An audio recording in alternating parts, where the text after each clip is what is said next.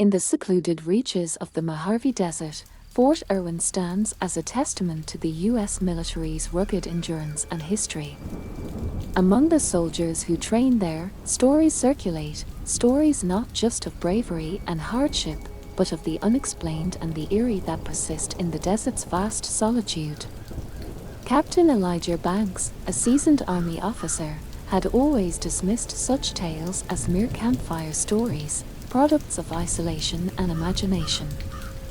That was until the events of one chilling October, when exercise Dark Phantom was set to commence, and his skepticism was challenged like never before. The operation was a routine night training exercise intended to simulate a behind-enemy lines mission scenario. The soldiers, including Captain Banks, were to navigate through a particularly isolated part of the base, a sector known among the troops as the Gorge. It was a narrow pass through the rocky terrain, infamous for sudden, treacherous winds and, as the legend had it, the haunting of Sergeant John Wyatt, a soldier who had mysteriously disappeared there during a training exercise in the 1980s. As dusk fell over Fort Irwin, the desert's deceptive calm set in. The setting sun cast long, eerie shadows across the sand and rocks, and a chilling breeze whispered through the air. Elijah briefed his team, their faces illuminated by the soft glow of red tactical lights. "Stay sharp, watch your sectors, and keep communication lines open," Elijah instructed, his voice steady despite the unnerving chill that crept up his spine. The team nodded, their usual banter subdued by the oppressive atmosphere of the gorge. The exercise began with the team advancing in a tactical formation. The only sounds were the crunch of boots on gravel and the occasional static crackle of radio communications confirming positions and status updates. As they moved deeper into the gorge, an uneasy silence enveloped the team, a silence so deep it seemed to muffle even the sound of their movements. It was then that Private Martinez, the point man, abruptly halted, signaling the team to stop. Elijah moved up to his position, his eyes scanning the darkness. "What is it, Martinez?" Elijah whispered, his voice low. "I thought I saw something move up ahead, near the rocks," Martinez replied, his voice tense. Elijah peered into the darkness, seeing nothing but the jagged outlines of boulders and brush. "Keep it tight, let's move up slowly," he ordered, feeling the weight of his own skepticism. Yet as they approached the area Martinez had indicated, a cold gust of wind swept through the gorge, carrying with it a faint, almost imperceptible whisper. Elijah paused, straining his ears. The whisper sounded again, clearer this time, a single word repeated, "Leave." The team exchanged nervous glances, their training doing little to shield them from the growing dread. "It's just the wind," Elijah tried to convince himself and his team, though his voice lacked conviction. They pressed on, but the atmosphere grew heavier, the air colder, and the sense of being watched almost palpable. Then, without warning, the radios began to crackle violently, a cacophony of static that made communication impossible. Amid the noise, Elijah could hear a faint, distorted voice, but he couldn't make out the words. "Radio check," Elijah called into his handset, but there was no response, just more static and the intermittent echo of that unintelligible voice. Frustrated and unnerved, he signaled for the team to halt. It was then that the silhouette appeared. A figure, indistinct and shadowy, stood atop a nearby ridge, outlined against the moonlit sky. The figure seemed to be staring down at them, motionless and silent. "Who's there?" Elijah called out, his hand instinctively resting on his sidearm. There was no response, the figure remained still as stone. Then, as suddenly as it had appeared, it vanished, dissolving into the night air as if it had never been. Elijah's heart pounded in his chest. He knew the stories, the rumors of Sergeant Wyatt's ghost haunting the gorge, but he had never believed them. Not until now. "Form up," he commanded, his voice firm despite the uncertainty that gripped him. "We're moving back to base." As the team hastily retreated, the wind carried another whisper, this time louder, more urgent. Leave, leave." They did not need to be told twice. Upon returning to base, Elijah reported the incident to his superiors. Officially, it was attributed to the stress of the exercise and the tricky acoustics of the gorge. But Elijah knew there was something more, something unearthly about what had happened. As he lay in his bunk that night, the wind continued to howl outside, a mournful sound that seemed to echo the whispers he had heard. Elijah knew that something was out there in the gorge, something that couldn't be explained by military drills or natural phenomena. The image of the shadowy figure on the ridge haunted him, a ghostly sentinel watching over a forbidden territory that perhaps they were never meant to disturb. The next day, under the harsh light of the sun, Elijah returned to the gorge. He felt a compulsive need to understand, to confront whatever had driven them out under the cover of darkness. This time, he went alone, against the advice of his peers and the orders of his superiors. He told himself he was just following up on a few loose ends from the night's exercise, but deep down, he knew he was seeking something far more elusive. As he approached the familiar terrain, the memories of the previous night flooded back, each step heavier than the last. The daytime did little to dispel the eerie atmosphere of the gorge. Shadows seemed to cling to the crevices and underbrush, reluctant to yield to the sunlight. Elijah's steps were measured, his eyes scanning every rock and shadow for signs of the mysterious figure. He reached the spot where they had seen the apparition, his gaze lingering on the ridge above. Nothing stirred, and the oppressive silence of the desert landscape weighed on him. Determined to find some logical explanation, Elijah began to climb the ridge, his hands feeling the rough texture of the rocks, his boots slipping slightly on the loose gravel. As he reached the top, he paused, surveying the area. It was just an ordinary outcropping, offering a panoramic view of the gorge's stark beauty. Yet, as he turned to descend, a chill swept through him, raising the hairs on the back of his neck. There, etched into the rock where no casual visitor could have reached, were symbols. They were similar to those described in the stories of Sergeant Wyatt, symbols said to be of Native American origin, warning signs to ward off those who would venture too deeply into sacred ground. Elijah traced the markings with his fingers, feeling a surge of adrenaline. This was no coincidence, it was a clue, a piece of the puzzle he hadn't even known he was assembling. As he stood there, contemplating the markings, the wind picked up, carrying with it a low moan that seemed to rise from the depths of the gorge itself. The sound was mournful, almost human in its agony. Elijah spun around, half expecting to see the figure again, but there was only the empty landscape. The moan grew louder, more insistent, and then, words formed within it, carried clear and sharp by the wind, "Leave this place." The voice was undeniable now, filled with a commanding sorrow that brooked no argument. But instead of driving Elijah away, it rooted him in place, filled with a resolve to uncover the truth. "Who are you?" Elijah called into the wind, his voice steady despite the fear that gnawed at his gut. "What happened here?" But the wind offered no answers, just the repeated mournful cry to leave, a plea laced with ancient pain and warning. Elijah spent hours in the gorge that day, taking photos, making notes, and trying to communicate with the unseen forces that seemed so intent on driving him away. As the sun began to set, casting long shadows over the land, Elijah knew he had to leave, but he was determined to return. Back at base, he pored over old military records, maps, and historical texts about the area, trying to piece together the history of the gorge. It was as if a veil had been lifted, revealing a world that existed just beyond the reach of normal perception, a world that he was now irrevocably part of. As the days turned into weeks, Elijah's obsession with the gorge grew. Each expedition brought new experiences, more sightings, and sounds, each more unsettling than the last. The other soldiers began to avoid him, whispering about the captain who walked with ghosts. But Elijah didn't care, he felt that he was on the verge of something monumental, a discovery that could change everything they thought they knew about the world. And yet, each answer raised more questions, each encounter left him more unsettled. What were the forces that guarded the gorge? What tragedy had befallen this land to leave such a scar on the world of the living? And most importantly, what role was Elijah meant to play in this unfolding drama?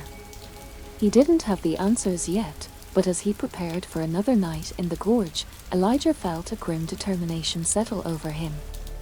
He was no longer just a soldier, he was a seeker of truths, a man standing on the boundary between the known and the unknown.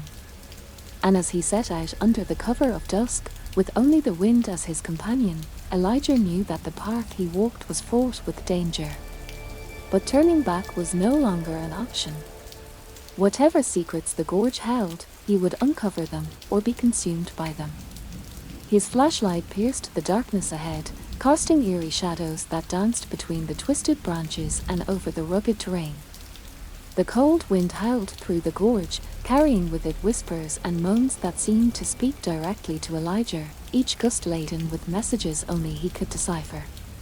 As he ventured deeper into the heart of the gorge, the air grew noticeably colder, an unnatural chill that seeped through his clothing and chilled his skin.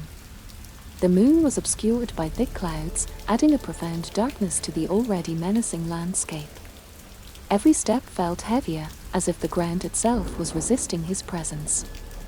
Elijah's radio crackled to life, startling him in the silence.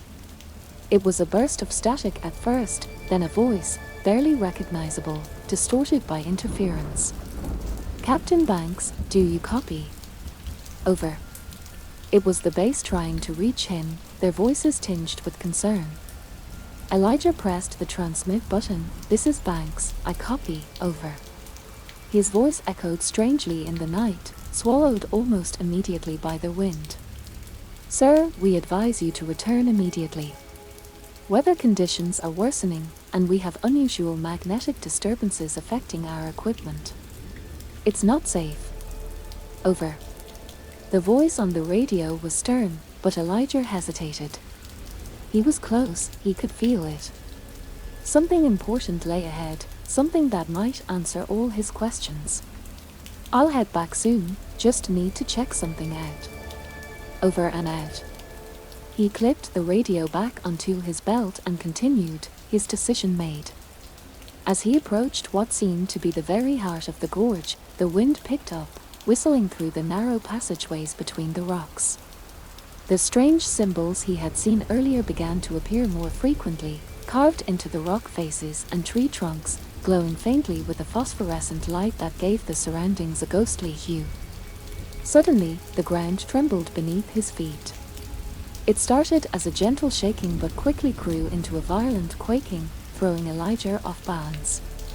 He stumbled, catching himself against a rock wall, his heart pounding in his chest. The earth's rumbling was accompanied by a deep, resonant sound that seemed to come from below, a groaning as if the planet itself was in pain. Frightened but more determined than ever, Elijah pressed on. He rounded a bend and came upon a clearing that hadn't been on any map.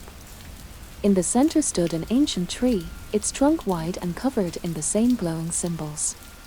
The ground around it was barren, the earth scorched and cracked, and from these cracks emitted a soft, eerie light. Elijah approached the tree, his footsteps cautious. The air around it vibrated with energy, a palpable force that made his hair stand on end. He reached out a hand towards the trunk, drawn by an inexplicable compulsion. The moment his fingers brushed the carved symbols, the wind stopped, and a heavy silence fell over the gorge. He barely breathed, his eyes locked on the symbols under his fingers, which seemed to pulse with life. Then, without warning, the silence was broken by a scream, a terrible, anguished scream that seemed to come from the earth itself. It was followed by a series of thuds, as if something was slamming against the ground. Elijah spun around, flashlight sweeping the clearing. What he saw next would haunt his dreams for years to come.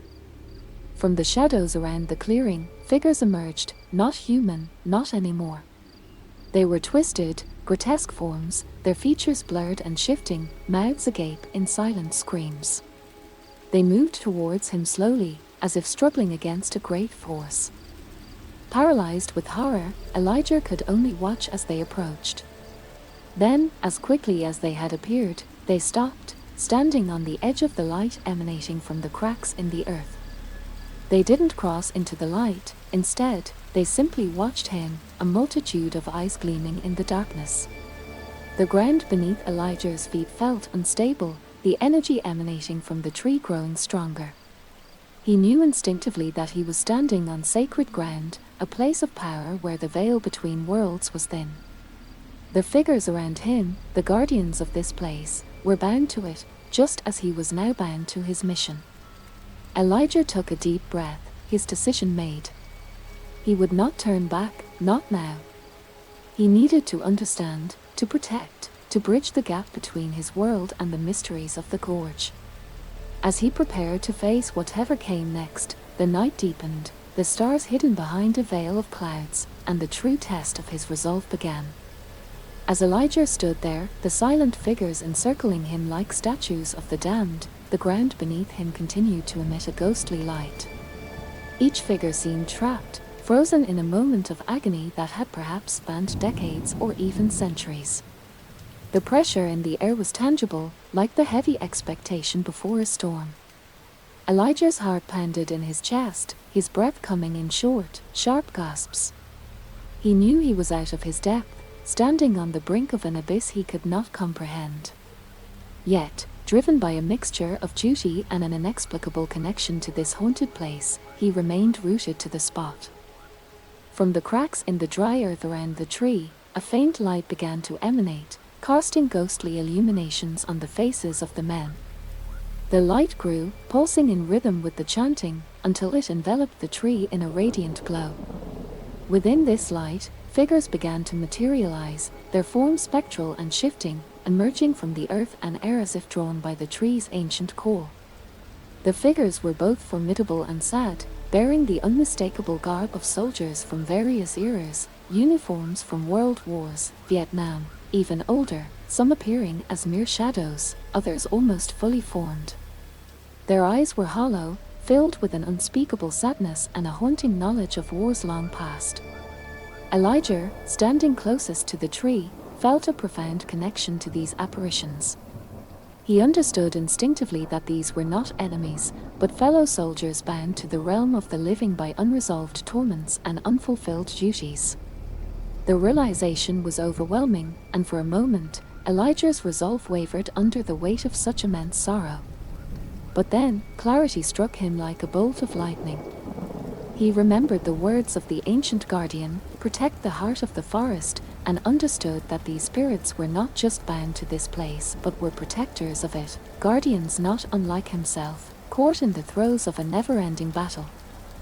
Stepping forward, Elijah addressed the gathering of spectral soldiers, his voice firm yet filled with empathy. "We are not your enemies," he declared, his hands spread in a gesture of peace. "We are here to protect, to honor your sacrifice, and to help you find the peace you deserve." As his words echoed in the charged air, the apparitions halted, their movements stilling as they turned their hollow gazes upon him. A silent communication seemed to pass between them, a mutual recognition of warrior spirits across the chasms of time and death. Then, as if a decision had been reached, the spectral soldiers began to fade, one by one, their forms dissolving into the light, which slowly receded into the ground. The earth stilled, the chanting ceased, and the temperature gradually returned to normal. The gorge, once a place of eerie disturbances, settled into a calm that was both profound and healing. Elijah and his team stood in silence, each man processing the night's unbelievable events in his own way. As the first rays of dawn crept over the horizon, bathing the desert in a gentle morning light, they felt an unspoken bond, a camaraderie that extended beyond the living to include the spirits of soldiers long past. The return to base was quiet, contemplative. Words felt inadequate, superfluous after what they had witnessed. But within each man's heart was a newfound respect for the mysteries of the gorge and a deep, abiding sense of duty that had been strengthened rather than shaken by the night's encounters. Elijah knew that their experiences at the gorge would remain confidential, too fantastical for official reports. Yet, the impact of that night would linger in their lives forever, a secret testament to the bravery and sacrifice of countless souls who had defended not just a country, but a sacred trust. And as Fort Irwin awoke to another day of drills and duties, only a select few would look out towards the gorge with a knowing gaze, guardians not just of the land, but of the spirits who remained eternally vigilant beneath its rugged terrain. In the weeks that followed, life at Fort Irwin slowly returned to its usual rhythm. The soldiers involved in the incident at the gorge carried on with their duties, each man silently bearing the weight of the secret they now shared. Captain Elijah Banks, however, found himself changed in ways he could not have anticipated. His nights were often restless, his dreams filled with visions of the spectral soldiers and the haunting beauty of the ancient trees' glow. One crisp evening, as autumn deepened and the desert air grew sharp with the scent of sage and cold sand, Elijah returned to the gorge alone. He felt an irresistible pull to the site, a need to affirm the reality of what had happened, to ensure that peace had indeed been restored. As he approached the familiar landscape, the setting sun cast the rocks and twisted junipers into sharp relief, their shadows elongating like dark fingers stretching across the sandy floor. The gorge appeared tranquil, bathed in the golden light of dusk, its silence no longer oppressive but filled with a serene quietude that soothed Elijah's restless spirit. Standing at the edge of the clearing where they had confronted the spirits, Elijah felt a profound connection to the land and its hidden histories. He remembered the sacrifices of those bound to this place and felt a deep, humbling gratitude.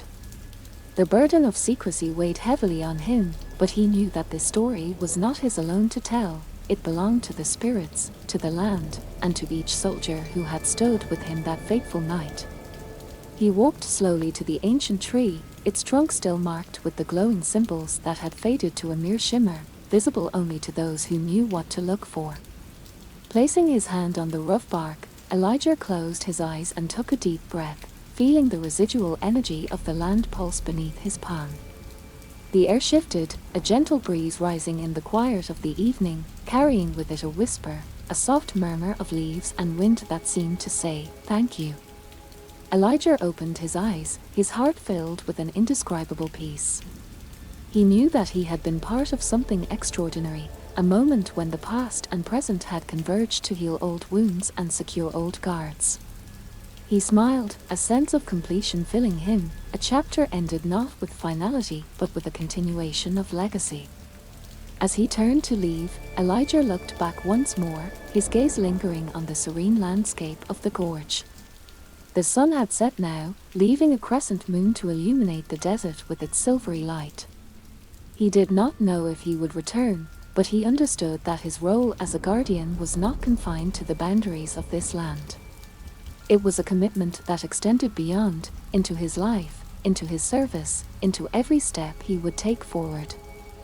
With a final nod to the ancient tree and the spirits it guarded, Elijah walked back towards the base, the moonlight guiding his path. The desert around him was alive with the sounds of the night, a reminder that life, in all its forms, visible and invisible, continued its relentless march. And as the lights of Fort Irwin came into view, Elijah felt a surge of pride and a renewed sense of purpose. He was a soldier, yes, but also a protector of deeper, more ancient truths that many would never know. This secret would be his to carry, a badge of honor and a reminder of the thin veil between worlds that he, among few others, had been privileged to see lifted. The story of the gorge, with its ghostly soldiers and mystical tree, would remain untold to the world, but its impact would resonate through the lives of those who had witnessed its mysteries. They were keepers of a sacred story, guardians of a silent truth, and their lives, enriched by the encounter, would continue to be a testament to the courage and curiosity that define the human spirit.